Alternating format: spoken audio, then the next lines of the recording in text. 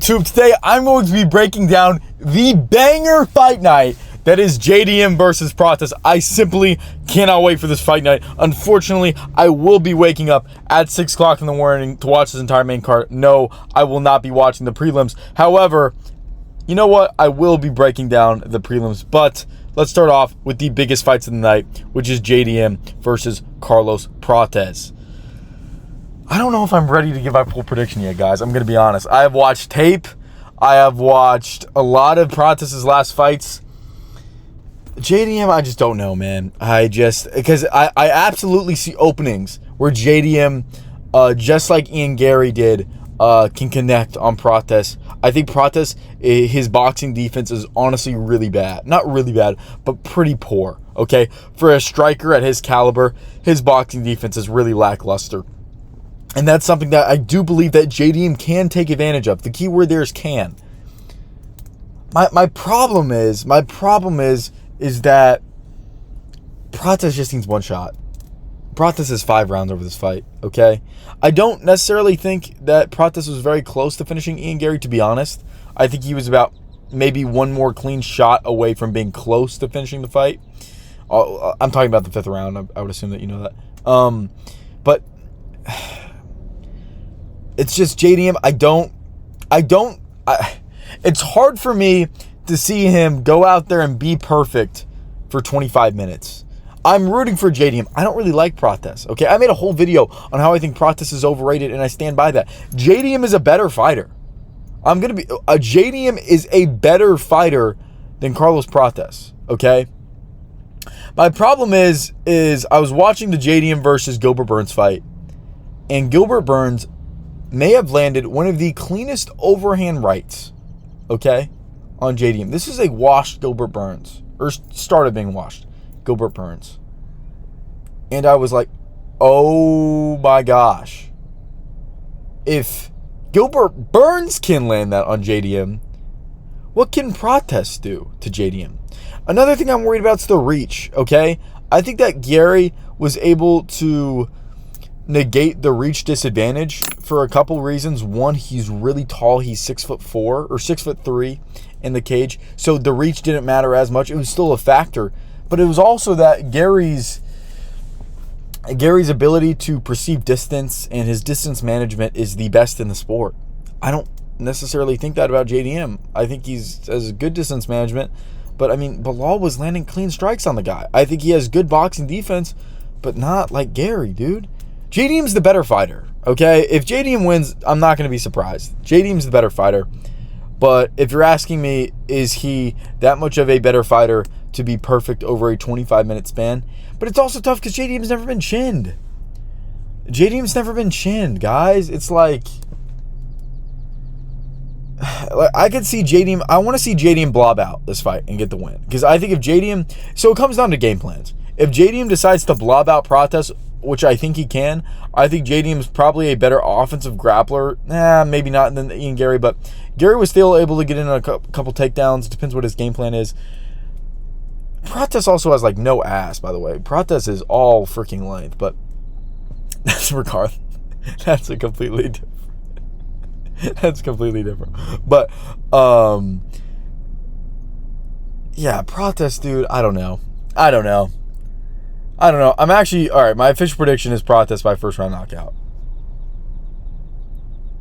Yeah, I'm going to take Prates by first-round fluky knockout. I am. I really hope not. But JDM's good, but I don't know if he's that good. You know, he beat an older Bilal. I don't know if he's able to keep the wrestling going. I think that Prates... He's a much better fighter than Prates. I think JDM's the second-best fighter at welterweight other than Islam. I think that this is just a bad matchup, and I hate to say it, but I think Prates finds it and chins him in the first round. So, I'm taking Prates by first round KO. All right, Beneil Dariush versus Quillen Salkeld. By the way, if I get this pick wrong, don't act like I didn't kind of know ball, okay? I'm fence sitting the crap out of this fight, okay? I'm assuming that he's able to land one big shot. That is what I'm assuming. Okay? I'm not saying that JDM can't win this fight. He absolutely can. I'm just saying that I think Prates is going to be able to fluke JDM. He's going to be able to fluke him. Okay? Unfortunately, he's going to be able to fluke JDM. All right, going on to Beneil Dariush and Quillen Salkeld. I think Quillen Salkeld's really good.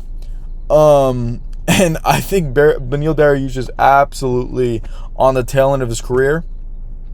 But I think Benny's got one more crafty performance left. And my hot take of the fight is I don't think Benny gets finished. I think Benny goes the distance. I think Benny goes 15 minutes with Quillen Salkeld. I think this is such a huge step up for Quillen that I know he's really good. Okay, I know Quillen's one of those guys. I'm excited to see him ranked, but I don't think he can finish Quillen. Like, I don't think he can finish Beneil. Like, he can. He's clearly looked good. Beneil's also a minority, but I don't know. I'm not going to predict that Benny gets finished. I don't think he does. If he does get finished, it's just because his chin is honestly just too weak to even be on his own body, which I don't think is what's going to happen. I think the BSD thing was kind of a fluke. I don't see that happening again. Maybe I'm wrong.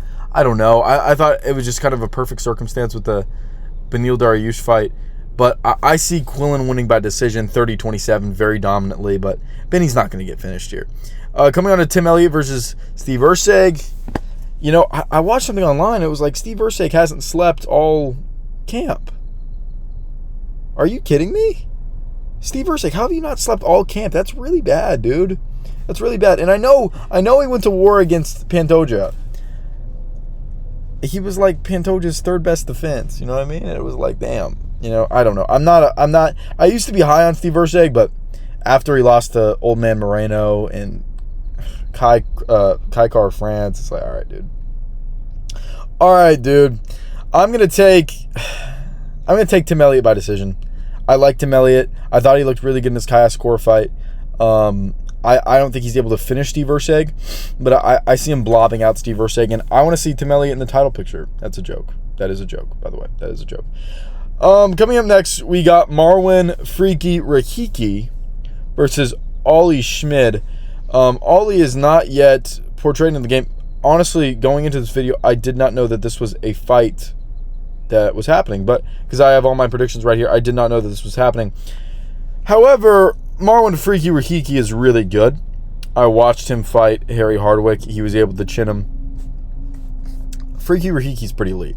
So, just off of that, I'm probably more than likely going to take... Who even is Ollie Schmid? Ollie Schmid got knocked out in Eternal MMA. Why would I pick you, Ollie? Rahiki's got real fight experience. I'm gonna take Rahiki. It's not like a lock per se. Rahiki's got seven knockouts.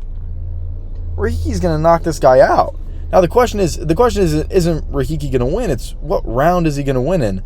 And I'm gonna take Rahiki. I'm gonna take Rahiki in round one. I just think he's gonna style on him. He's just better. So give me a first round finish for Marwin Freaky Rahiki. All right, going on to the next fight. We got the Blobs. How do you not love a good Blob fight? The Shamil title run continues, but not after this fight. I got Brando Parachutes by knockout in the second round. I don't think Shamil's very good, guys, and I think Brando's okay. I think he's okay. I'm rooting for Shamil. I think he gets chinned. That's about all I got to say about this fight. There's not that much of a deep breakdown. This is a 50-50 fight. Wow. I'm rooting for Shamil. Hope he gets the win. But yeah, I definitely got Brando Parachutes by knockout. Dude, this guy's build is insane. I was talking about this in the last video. I broke down one of his fights. I don't remember. Whenever the last time he fought, it must have been on a fight night card. Or was it? It might have been on a UFC. But whenever we got Louis Sutherland, look, with the craziest build of all time. Louis Sutherland. He's coming out there and he's going to go fight Bam Bam. Okay? Louis Sutherland has been knocked out in the first round of both of his last fights. And Tai Tuivasa has lost his last 7. This is clearly the highest level heavyweight fight that we're going to see probably in the next 10 years. So, this is a joke. That's a joke. I mean, he got fluked versus Walter Walker, and he got knocked out by Brando Parachich. So, but I'm picking Brando Parachich to win by knockout. Brando Parachich is a good fighter. So, I don't know if I can hold that against him. You know what, honestly, give me Louis Sutherland by first round knockout. Bam's washed, okay? I think he could chin him. I think it's just one of them's going to chin the other one. And honestly, give me Give me Louis Sutherland by first round knockout. All right, going on to Cam Rouston. I love Cam Rouston, dude. He had a great last fight. He had a great fight. We're just going to kind of speed through these last couple ones. I don't think you guys really care about my Cam Rouston breakdown. I mean, he looked really good in his last fight. So I'm going to go by Cam Rouston by third round knockout. I don't know who this other guy is, but I'm not going to assume that he gets that early of a finish. Junior Daffa, please retire from the sport. Give me Kevin Christian by first round knockout. Jacob Malkoun versus GM3. GM3's washed. I mean, he just is. It's going to be Malkoun by decision. I think Mearshart can cockroach Max to a decision. I don't think he gets finished. But, yeah, give me Malkoun. Kobe Thicknesis versus Vince Morales.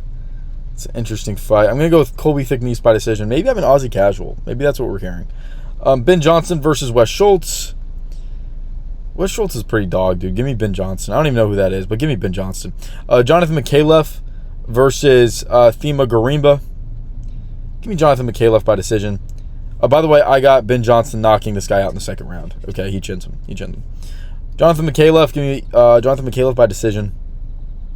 Dude, this is gonna be an Aussie casual. Also, gonna be Dumar Fan, bro. I don't think Cody Steele's very good. I've never watched this guy fight. I don't know who Cody Steele is, but I don't think this guy's very good. Give me Domar Fan by decision. He's honestly my lock of the card. If we're talking locks of the card, my locks of the card are Domar Fan winning against Cody Steele. He's a lock. He's not losing this fight. He's a lock. Okay? And Quillen Saukiel by decision. Those are the two locks of this card. All right. But I got Aussies straight up and down my prelims. I don't have anyone else winning on the prelims but Aussies. It's going to get a little bit tougher, though. I got England. I do a Brando. I got Freaky Rahiki. I got Tim Elliott. I got Quillen. And I got Carlos, dude. Hey, let me know what you guys think in the comments below. Pray for JDM over the weekend. Pray for his health. Pray for Carlos Prates. Pray for all these fighters' health. Go Jesus. See you guys later. Bye.